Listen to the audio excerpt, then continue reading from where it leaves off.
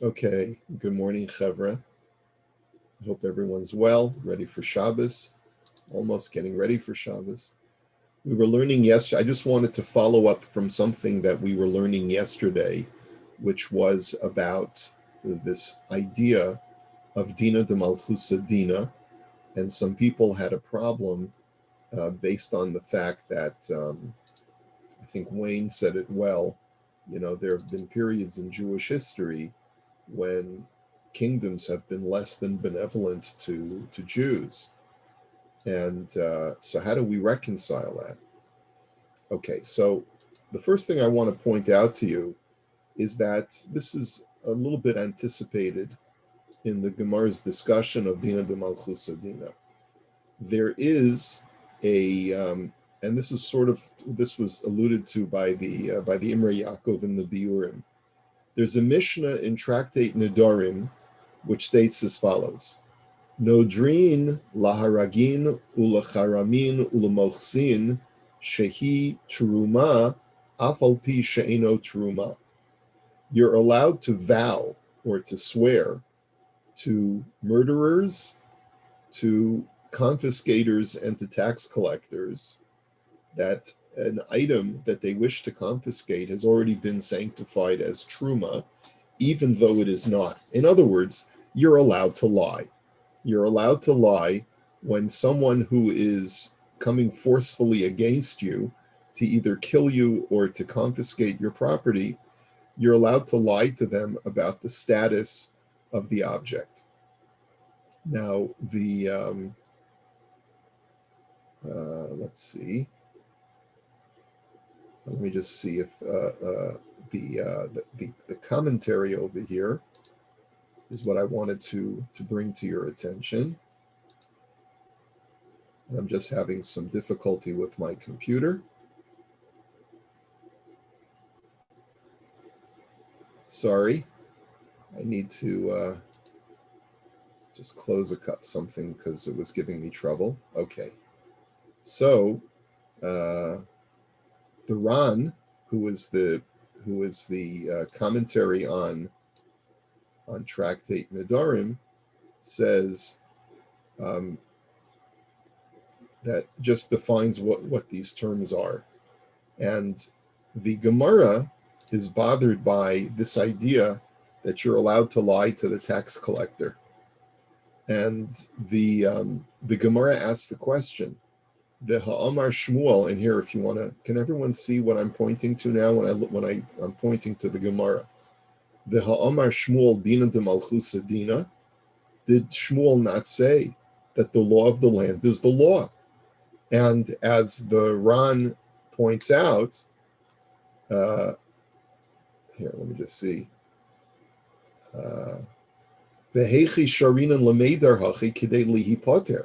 How can you swear falsely that you don't have money or that something is truma when it's really not truma in order to exempt yourself from paying your taxes? Since by law, you're obligated to pay your tax. So Amar Rav Chinina, Amar Rav Kahana, Amar Shmuel.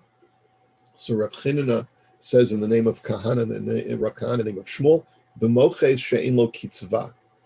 That we're talking about a tax collector who does not have a finite ending. And like the Ran says, the kaven shekain lav dinahu ela chamsanusa, the chamsanusa demoches lav dinahu.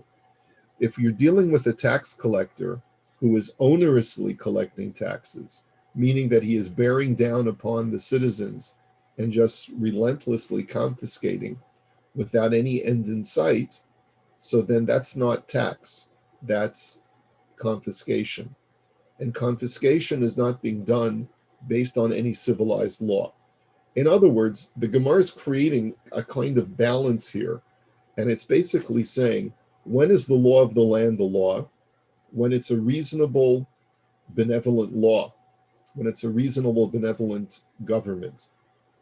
But if the king is merely a confiscator of property, such that they shut down all Jewish businesses, they prevent Jews from working and from being able, or they confiscate an onerous amount of taxation. So then that's not law anymore. That's just confiscation, and that's not considered to be uh, a law that a Jew is obligated to follow anymore once the government becomes an oppressive government. Now, this has to be obviously analyzed further, because where's the dividing line? Let's say I fall into a 55% tax bracket. Is that an onerous confiscation, right? Maybe some people would say yes, because the government's taking more than half of everything that I make. But in reality, maybe it's not onerous confiscation if the government has set up a system whereby a person has to pay their taxes, and if you make a very large amount of income, you have to pay a lot more taxes. So it the language of the Gemara is she'ein lo kitzva. There's no end to it, meaning that it's indiscriminate. He came to my door today, knocking to collect the taxes, like the sheriff of Nottingham, in the Robin Hood story, and he'll probably come tomorrow again, or next week, or next month, just because his coffers are empty. So in a situation like that, where you don't know there's no end in sight, is essentially what the Gemara says. So then that's no longer Dina de Malchusa, and you don't have to obey the law. And that's why you're allowed to lie. Now, here's where we get into, and the other answer that's in the Gemara is Divra Rabbi Yanai. Rabbi Yanai Omar b'moches ha'omed me'elav, that they say a different answer. We're not talking about a tax collector who is assigned by the king, but rather a tax collector who is coming without any authorization from the government, but rather is like a mafioso, and basically provides you with protection tax.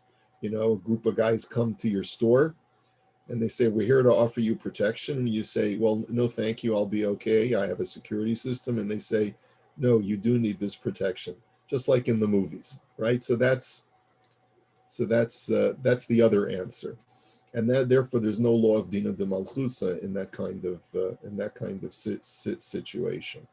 Okay, Rabbi, just a question for you.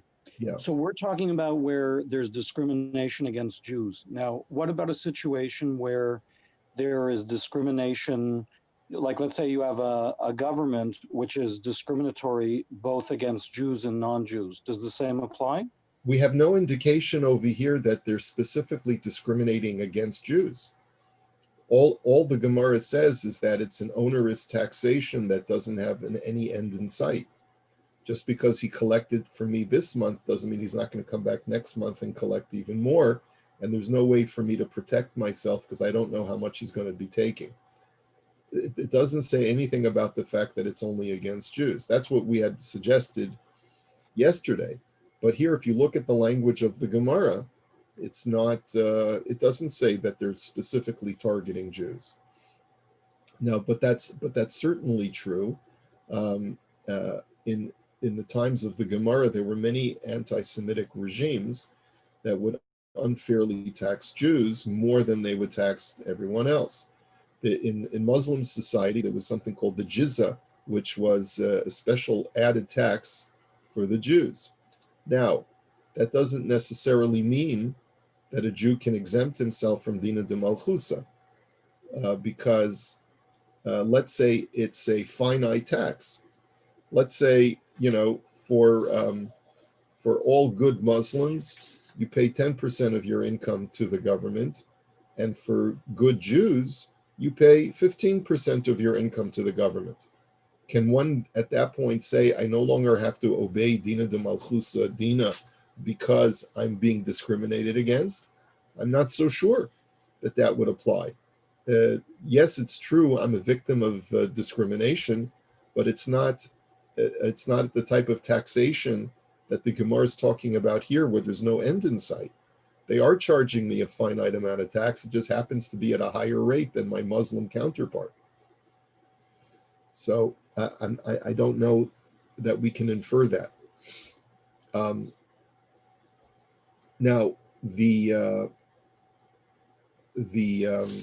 Ran, which is what the Imrei Yaakov made reference to yesterday, had said v'kosvu b'tosvos, and this is the controversial Ran, that he quotes Tosfos as saying, "Dedavka b'malchei ovdei kochavim omar dedina demalchusa dina," that we can only say that you have to obey the laws of the land when we're dealing with Gentile kings, mipnei shehaaretz shelo, because the land belongs to him, and this is really the context in which we're learning this halacha. V'yacholomar lahem im lo tasu mitzvotai agaresh etchem min haaretz, and the king has control to charge taxes, because he can always say to the people, if you don't listen to my laws, I will evict you from my property. And it's on that basis that we have to obey the edicts of the king. Now, by the way, this is not agreed to by all, that some say that the laws of Dina de Malchuta Dina are not based purely on eviction rights, but they're based on the fact that God says you have to obey the laws of the land. But this is the approach of the Ran. The reason why we have to obey the laws of the land is purely based on the fact that we are guests in someone's house.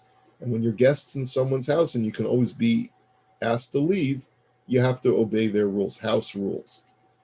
Abol b'malchei Yisrael lo, lefi she'eretz Yisrael kol Yisrael shutafin ba. But therefore, this does not apply to the land of Eretz Yisrael, because it doesn't belong to any one king. It belongs to all Jews. V'chi amrinan dina de malchuta dina, hanimila le'inyan shimkana echad mechazeh chayavim litan lo tameches. Okay, I'm sorry. That's all we have to see right now in the Ran. Now, the Rambam we saw yesterday in the Mishnah Torah tells us that Dina de Malchuta Dina applies to Jewish kings. And it's only more reinforced in the Rambam's commentary to this Mishnah. He says, the Rambam in his Mishnah commentary talks about tax collectors. And he says that Bamedvar Mamurim, when are you allowed to lie to a tax collector? B'moches ha'omed me'elav, only when he's not a government authority. Aval imanahu hamelech, hare klalhu etzleinu dina demalcha dina. But if he was appointed by the king and he's an official government tax collector, you don't have permission to lie to him, because it's a rule that we understand that the law of the land is the law. Va'asr lo lahavriach min hameches. It is therefore usher for a Jew to evade taxes, kol shekain lihishava alav, and certainly not to lie, using an oath. And then the Rambam says explicitly, ve'ein chiluk bazeh bein melech goy o melech Yisrael. There is no differentiation here between a Gentile king or a Jewish king. The Rambam says that explicitly. So you see very clearly from here that there is a very strong divide in the attitudes of the Rishonim as far as on what basis Dina de Malchusa Dina. But one thing that has become accepted amongst most poskim is that even if you're a resident of Eretz Yisrael, you have to pay your taxes, not only because you have to obey the law of the land, but also because anyone living in Eretz Yisrael is a beneficiary of the results of taxation. In other words, it's basic economic fairness, that the reason why a society has to pay its taxes is to be able to pay for all of the things that the government does for its citizens. So you don't even have to come on to Dina de Malchuta Dina. It's basic fairness. It's basic, you're receiving goods and services from a provider, from your government provider. How can you not pay for those things? Anyway, so there's a lot of misunderstanding in these laws, simply because when it comes to taxes, people make reference to bygone eras where we were victims of anti-Semitism and a lot of other bad things. And people superimpose that history when we're living in a Western society where taxation is fair, taxation is uniform, and there's no anti-Semitism and discrimination, and there's no indiscriminate confiscation of property. Alan, did you want to add anything to that? Yeah, so the reason I asked you that question, I am not an economist, nor am obviously, that's not my area of expertise, but I anticipate that upcoming, both in the US and Canada, after all the lockdowns and all the, all the money that's been paid out, that there's going to be a very onerous tax burden on society. So my question to you is that I think it's not going to be discriminatory to Jews, but there's only so much money that, if you look at Canada, for example, all the money that's been doled out over the last year because of Corona, that I would anticipate, somebody's going to have to pay. And I anticipate it's going to be across the board. It's not discriminatory, but one could argue, we'll see what's going to happen, but I have a feeling it's not going to be a pleasant situation from a tax point of view. So that's why I was asking you about, if it applies, because as I said, I don't think it's going to be something that's going to be brought on the Jewish community specifically, but, you could see a situation where, I don't know what formula they're going to come up with, but there's lots of talk I hear about very unfair tax burden on estates and sales of home properties, et cetera, because they got to recoup their money. Well, if you're right, then maybe now's the time to get out. Because, that's the only alternative to paying taxes, is just to pick up and leave the country. Which, by the way, as you probably know, that is my sentiment. It's a lot of people that not so much because of the taxation. I don't think that's most people. No, but I just think it's part of what is about to come. That's the only point I wanted to, but I'm asking more from a halach. Again, my main question based on what you were telling us was, if it's something that does apply. I always thought Dina Kimalchusa Dina really is where there's just an unfair burden specifically on the Jewish community. But I was just asking more, like if let's say let's say, I'm going to make up a number. Let's say everybody's getting taxed 80%, Jews and non-Jews, right? Mm-hmm. So could we lie and do things to circumvent from a halachic point of view? Because I assume somebody could argue, well, look, we're all getting taxed the same, but you could argue that we're all being unfairly taxed the same. So that was the reason I was asking that. Right, and that's where there's this gray area. At what point does a rate of taxation become so onerous that a person would be allowed to lie about it? All we've seen from the Gemara is that if it's either if it's not coming from the government, or if it is coming from the government, it is so onerous that a person doesn't even know when the next tax is coming. But it sounds like from the Gemara that if you know where that the tax is coming, and it's not targeting anyone unfairly, so then that's not called that's not justification to lie. Look, there are times when taxes are raised in order to be able to, temporarily, in order to be able, let's say, for example, during wartime, there was onerous taxation, and people couldn't even use certain during World War II. You weren't allowed to use certain resources like rubber and metal, and there were certain things that they said, you shouldn't be using those things, and you should be giving them up to the government. At what point does it become onerous? It's really very difficult to say. It would require, some kind of rabbinic leadership to come to that determination. I don't think a person could make that determination on their own. That I've decided that the taxes. There was a guy running for president in the United States. The taxes are darn too high. That was the name of his party. or the rent's darn too high.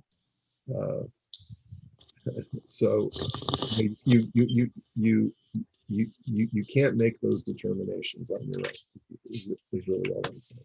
Okay, so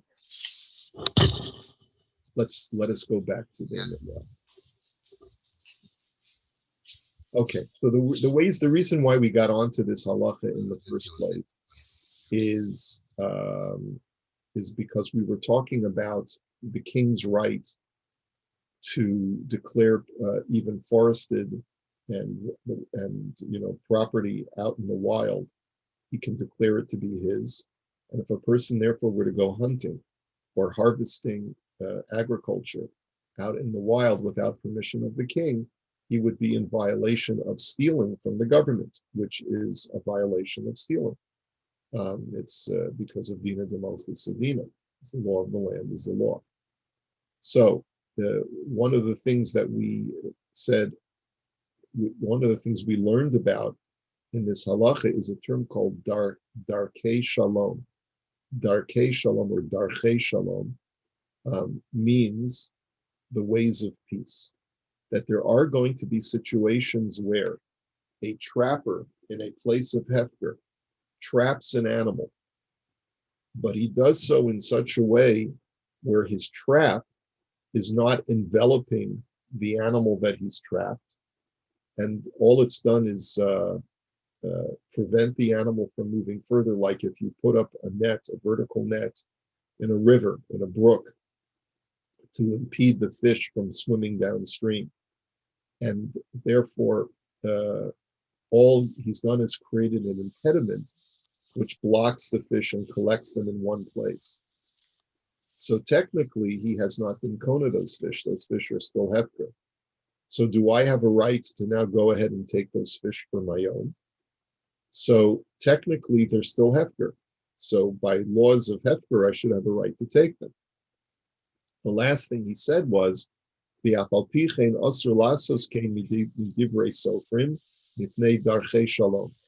nonetheless, you're not allowed to do that because of darchei shalom, because the rabbi said there are going to be certain instances where we're going to restrict your ability to freely take something that's hefker if it's going to create strife. Because a person may have spent hours to set up those traps. It's his livelihood. And for you now to go ahead and take the fish that he has he's worked so hard in order to trap them with the argument, well, they're still hefker, finders keepers, So it's not gezel, it's not theft, but it's still usher because of darchei shalom, of keeping the peace. And there are many instances where darchei shalom is the prevailing law, even when technically by the letter of the law something is permitted. And this will get us into issues of competition and prospecting on someone else's efforts and so forth. There's so many real life examples that I've been asked about.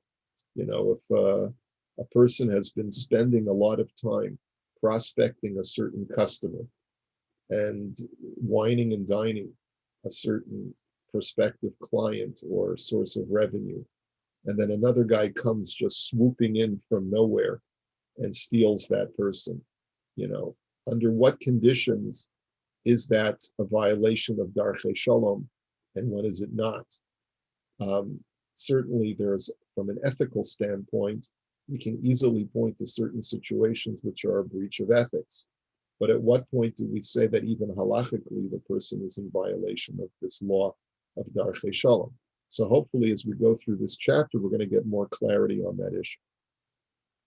So therefore the Rav Shulchan Aruch continues, and he says, B'chol zeh b'naharos v'ya'arim.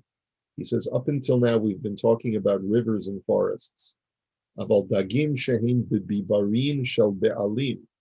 But if fish are collected in a pool, let's say, people go to these trout farms where they catch fish, or v'chein chaya v'opsha bibarin shel be'alim, or wildlife that is in a, now I've lost the English word because my language is Preserve?